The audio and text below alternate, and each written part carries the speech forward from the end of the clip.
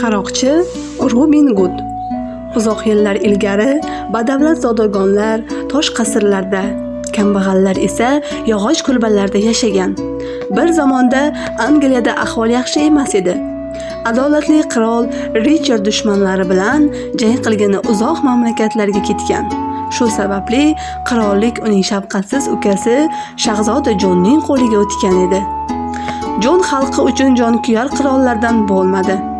Zolim shahzoda ularning ahvoli bilan qiziqmas, kuchlilarga kuchsizlarni taqirlashga ruxsat berib qo'ygan edi.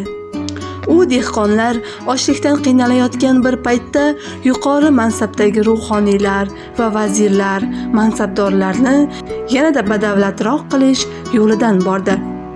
Soliqlar ko'tarildi, kambag'allar vabodek davlatning har yeriga tarqalishdi. Zolim shahzodaning bunday siyosatiga qarshi faqat bir insongina o'zida kuch topa oldi. U kambag'al va beva bechoralarga yordam berish uchun boylarning mol-mulkini o'g'irlay boshladi.